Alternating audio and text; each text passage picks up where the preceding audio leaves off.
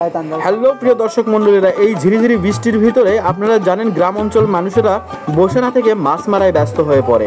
কেউ বা জমির ধারে পানি জমে থাকে সেগুলোতে মাছ মারে, কেউ বা পুকুরে মাছ মারে, কেউ বা রাস্তার ধার দিয়ে টইটুম্বুর হয়ে যায় পানিগুলো, সেখানে মাছ মারে। এই ছোট ছোট মাছগুলো কিভাবে মারে আসুন আজকে আপনাদেরকে আমি ভিডিওর মাধ্যমে তুলে ধরি। দেখতে পাচ্ছেন কেউ বা আবার এই রিং জালগুলো দিয়ে সুন্দর করে বিছিয়ে মাছ মারছে। দেখছেন একটি ভাই রিং জালগুলো নিয়ে যাচ্ছে, নিয়ে গিয়ে জমির ভিতর দিয়ে যেখানে পানি জমে আছে সেখান দিয়ে এটি টেনে দিচ্ছে। সুন্দরভাবে তিনি বিছিয়ে দিচ্ছে যেন পুরোপুরি জমিটাকে বা পুরোপুরি মাটির সাথে লেগে যায়, যেন নিচ দিয়ে ফাঁকা না থাকে, মাছ যেন বের না হয়ে যায়।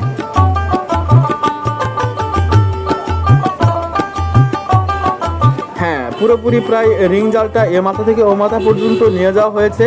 এটা কোনো কোনো এলাকায় শয়তান জাল বলে, কোনো কোনো এলাকায় রিং জাল বলে, কোনো কোনো এলাকায় জাদুঘরি জাল বলে। এই জালে কিন্তু অসম্ভব রকমের মাছ আটকে বা মাছ ধরা পড়ে। তবে এই জালের কিছু বাধ্যবাধকতা রয়েছে, সেটা হচ্ছে নদীতে বা সমুদ্রে এই জাল দিয়ে মাছ মারা কিন্তু সরকারিভাবে নিষিদ্ধ।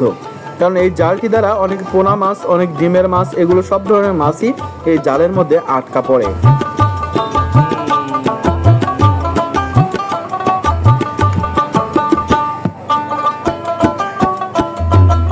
ভাইটি সুন্দরভাবে জালটি বিছানোর পরে এবার জালের উপরে সুন্দরভাবে একটু ভারী, হালকা ভারী তুলে দিচ্ছে যেন জালটি এই পানির স্রোতে যেন ভেসে না যায়।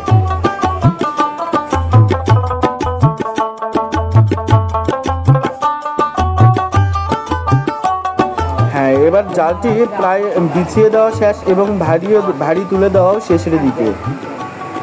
ওই যে জমির ভিতরে ধানের যে গোড়াগুলো রয়েছিল ওই গোড়াগুলো উঠিয়ে উঠিয়ে এগুলোতে ভারী দিয়ে তুলে দিচ্ছে।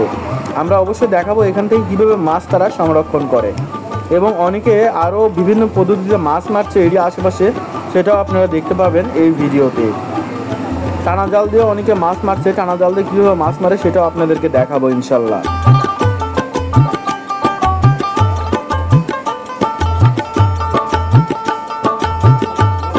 হ্যাঁ, অবশেষে জাল বিছানো শেষ। এবার জালের মাথায় গিরো দিয়ে বা গিট দিয়ে বেঁধে রাখা হলো। এখানে দেখতে পাচ্ছেন একটি টানা জাল দিয়ে মাছ মারা হচ্ছে।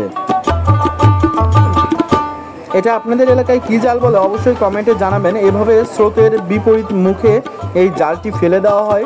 ফেলে দেওয়ার পরে কিছুক্ষণ অপেক্ষা করে এভাবে জালটি টেনে উঠানো হয়। টেনে উঠানোর পরে স্রোতের সাথে যে মাছগুলো আসে বা যে পানাগুলো বা জঙ্গলগুলো আসে এগুলো ফেলে দিলে নিচে মাছ পাওয়া যায়।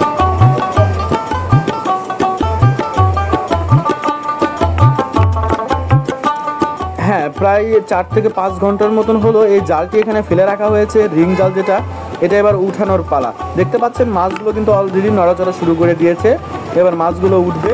তবে এখানে গ্রাম অঞ্চলে দেখা যায় বেশিরভাগ ক্ষেত্রেই দেশি মাছগুলোই বেশি পাওয়া যায়।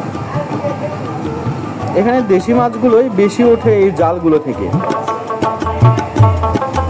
যেগুলো তখন ভারী উঠিয়ে দেওয়া হয়েছিল, যে জমির যে ধানের গোড়াগুলো বা পানাগুলো উঠিয়ে দেওয়া হয়েছিল, এগুলো ধীরে ধীরে নেমে নেওয়া হচ্ছে, কারণ জালটি এখন পরিষ্কার করে ঝেড়ে তোলা হবে।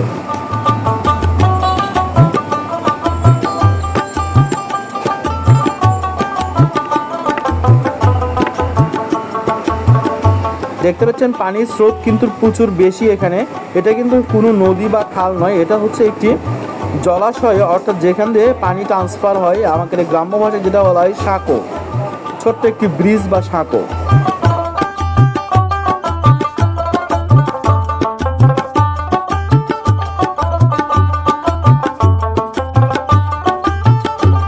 হ্যাঁ, চাচামশাই দেখতে পাচ্ছেন এক সাইড থেকে ঝেড়ে ঝেড়ে জালগুলো উঠিয়ে নিয়ে আসছে, মাছগুলো এক সাইডে ঝেড়ে ঝেড়ে পার করে আনছে।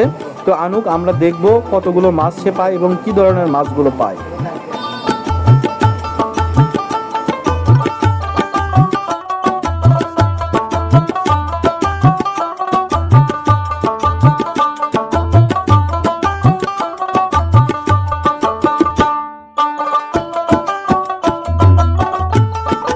এই যে দেখতে পাচ্ছেন ইতিমধ্যে তিনি খলি নিয়ে এসেছে। গ্রাম্য ভাষায় খলি বলা হয়। এটা আগে বাঁশ দিয়ে তৈরি হতো, এখন একটু ডিজিটাল যুগে বেশি টিকসইয়ের জন্য এটা প্লাস্টিকের বাঁশের মতন করেই প্লাস্টিক দিয়ে তৈরি হয়েছে।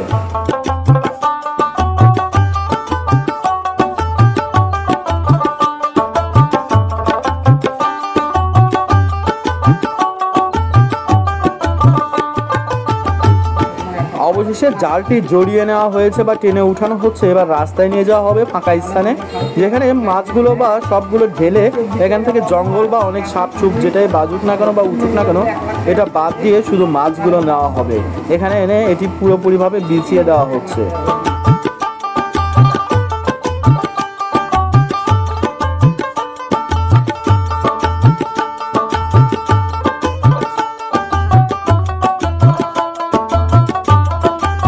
পুরো রাস্তা জুড়ে বিছিয়ে দেওয়া হচ্ছে। মাঝখানে দেখতে পাচ্ছেন চুচড়া মাছ বা ছোট ছোট মাছগুলো, পুঁটি, মোয়া, বিভিন্ন ধরনের কানস, তারপর আপনার চোপড়া, এই ধরনের মাছগুলো উঠেছে।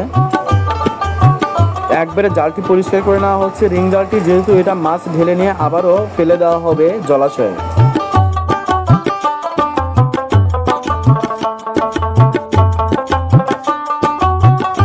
দেখতে পাচ্ছেন সুন্দর সুন্দর বড় বড় পুঁটি উঠেছে এখানে।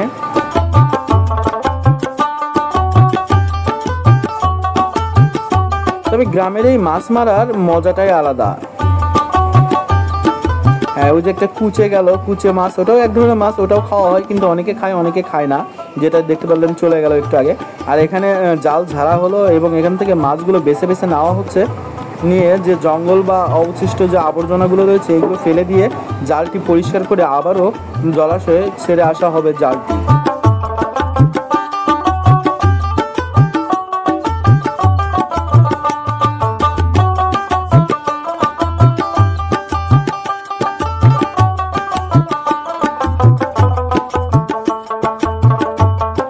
এই জালের দুই মাথা থেকেই মাছ বের হয়, অর্থাৎ এক মাথা ঝাড়া হলো, ওইদিকে আর এক মাথা থেকেও মাছ জড়ো হয়ে আছে, সেটি গিট মারা আছে। এই গিটটা এবার খুলে দিয়ে সেখান থেকেও মাছগুলো বের করে নেওয়া হবে কলিতে।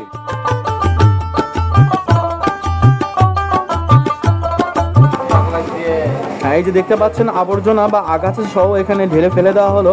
এখান থেকে কই, চোপড়া, পুঁটি, ডারকে যেগুলো মাছগুলো রয়েছে সবগুলোই ধরে ধরে নেওয়া হচ্ছে কলির ভিতরে। আর জালটি একজন পরিষ্কার করছে নদীতে আবারও বা নদীতে বা জলাশয়ে ফেলে দেওয়ার জন্য।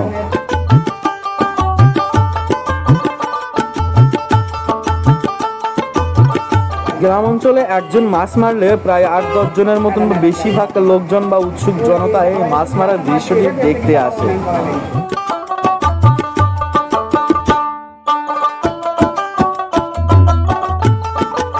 এই ছোট ছোট মাছগুলোতে রয়েছে প্রচুর পরিমাণে ভিটামিন এ, যা আমাদের রাতকানা রোগ বা চোখের উপকার করে।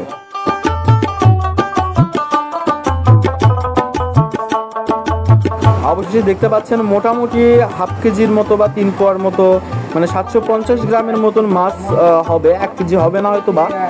তো এভাবে 3 থেকে 4 ঘন্টা পর পর যদি ওঠে, দিনে প্রায় 2 থেকে 3 কেজি, বা সবসময় এক হয় না, কখনো বেশি হয়। ভিডিওটি ভালো লাগলে অবশ্যই চ্যানেলটি সাবস্ক্রাইব করবেন, ফেসবুক থেকে দেখলে ফলো করবেন।